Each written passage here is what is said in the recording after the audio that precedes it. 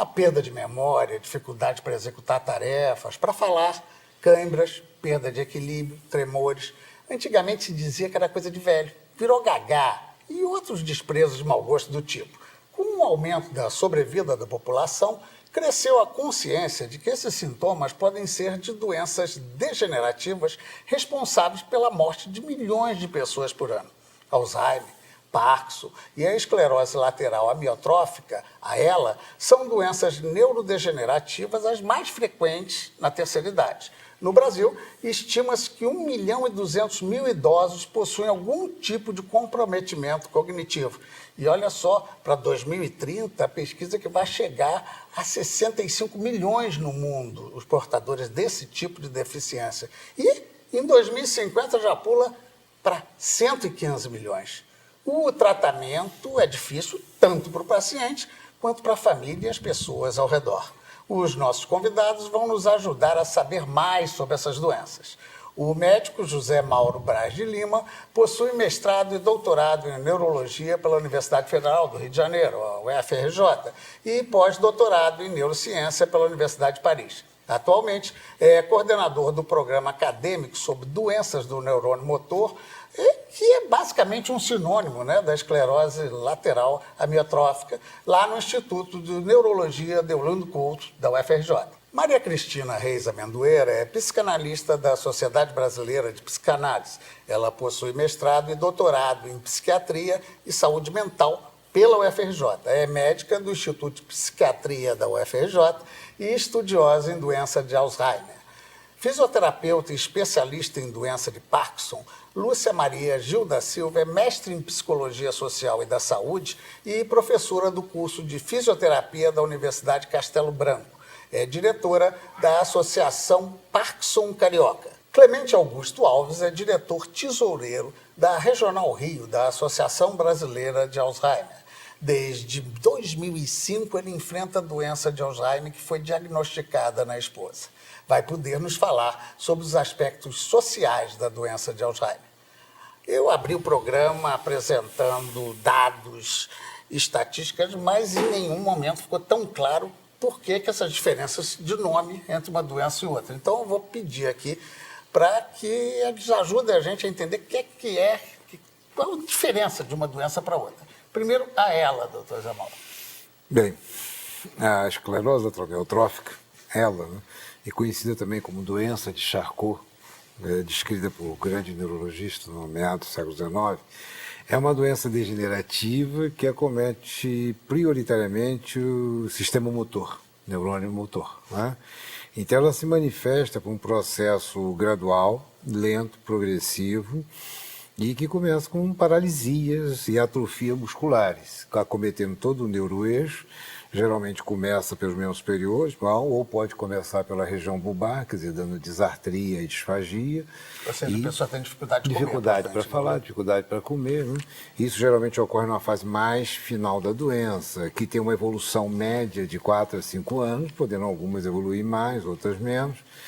E a falência respiratória ou a falência pela falta de deglutição e levando à caquexia, quer dizer, isso vai então conduzir o paciente a uma fase terminal e morte. Bastante duro. Aqui. É uma doença, eu diria que é uma das piores doenças, quer dizer, eu tenho quase 40 anos de formado e comecei a trabalhar com essa doença de uma maneira quase que foi prosaica, porque eu encontrei alguns doentes na minha enfermaria na época, 77, eu estava vindo de um congresso. É uma doença incomum, eu diria quase rara, mas é incomum. E quando tem 2, 3 casos, é um acontecimento. Isso no Instituto de Neurologia, que é referência em neurologia. Então é uma doença séria, grave e pouco conhecida pela sua infrequência. E é uma doença... Geralmente fatal. Geralmente é inexoravelmente fatal. Tanto que nós, ao estudar essa doença na fase, assim, final dos anos 70, quer dizer, hoje nós temos aí 35 anos, né? Em 2014. Mas o fato é que essa é uma doença das mais sérias, das mais graves, porque ela não tem hoje nenhuma proposta terapêutica efetiva. Existem muitas medicações que podem amenizar. Depois a gente entra nesse assunto. Tá Vamos bom. tentar diferenciar. Eu ia pedir, então, agora auxílio da doutora Cristina. O que é de diferente entre ela e, no caso, Alzheimer? A doença de Alzheimer, diferentemente da ELA, né, é uma doença, bom, também primária, mas uma doença que já, primeiro, está no jogo popular, né, do esquecimento, da perda de memória. Ela tem seu início numa região, o hipocampo, né, numa região cerebral, um núcleozinho muito bem guardado no nosso cérebro, e a partir daí começa-se uma degeneração, tá, neuronal, que é uma destruição de neurônios, diferentemente do envelhecimento normal, 10 vezes mais rápida essa destruição, porque todos nós que estamos envelhecendo perdemos neurônios, né? Neurônios são destruídos. Esquecemos algumas coisinhas. Esquecemos algumas coisas, mas na doença de Alzheimer, esse esquecimento, essa perda de memória, essa destruição neuronal é 10 vezes mais rápida. A atrofia cerebral, que acontece com todos nós no decorrer de toda a nossa vida, é 10 vezes E, mais infelizmente, também sem um retorno. sem um retorno. Tem aumentado muito porque as pessoas estão vivendo mais. Exatamente. E depois dos 65 anos, a sua incidência aumenta muito mais. Certo. Bem, vamos ao Parkinson? Eu pediria para a nossa Lúcia nos ajudar aí na definição rápida dele. Então, as fisiopatologias são bem diferentes, né? No caso da doença de Parkinson, segundo James Parkinson, que foi o primeiro neurologista que descreveu a doença, quando ele observou um grupo de idosos que apresentavam os mesmos sintomas, a doença de Parkinson é caracterizada, bem diferente do Alzheimer, da esclerose lateral amiotrófica, ela é caracterizada inicialmente por um tremor, que pode ser um tremor que começa numa extremidade, pode ser na mão, por exemplo. É um tremor de repouso. É importante destacar que é um tremor diferente do tremor que o idoso normalmente apresenta, que é um tremor quando ele pretende fazer um movimento. A bradicinesia, que é a lentidão dos movimentos. Esse paciente vai se transformando, vai ser cada vez mais lento para a realização dos movimentos. E as alterações posturais e a rigidez, que alguns pacientes relatam que é como se ele estivesse meio preso dentro de uma meia, e aí ele não consegue E se também movimentar. tem a mesma característica de um caminho sem muita volta, apenas amenizável. Sim, a diferença é que a doença de Parkinson ela tem um curso lento, né? Então, esse paciente, ao contrário da ELA, ele não vai ao óbito em 2 anos. Muitas vezes o paciente falece de outras causas que não sejam doença de Parkinson. Até porque ele acontece também mais na velhice, né? Exatamente. E a doença de Parkinson está ligada à morte de neurônios que produzem uma substância chamada dopamina. Perfeito. Bem, Augusto, dureza a sua vida cuidando da sua esposa certamente há tanto tempo. Que é, então, essa associação que vocês resolveram fazer? É para ajudar quem se encontra numa situação assim semelhante à sua?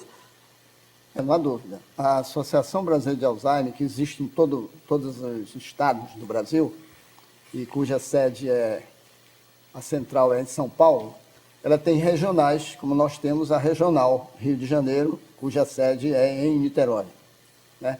Nós estamos responsáveis por tudo que ocorre dentro do Rio de Janeiro e nós temos grupos de apoio fazendo com que haja essas pessoas que não têm o conhecimento da doença e compareçam a esses grupos de apoio e tomem conhecimento do que é essa doença.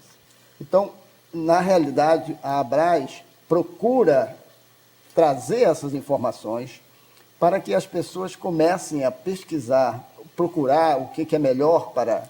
E talvez fazer também uma certa orientação sobre a forma de cuidar, né? Porque Sobre não a adianta forma... botar um acompanhante só, Exatamente. tem que ter uma forma de lidar com isso, não? Tanto é que as associações, as ABRAS do Brasil todo, tem os grupos, além do grupo de apoio, tem o curso de cuidador, que eu fiz em 2010, para aprender como é que funciona essa doença.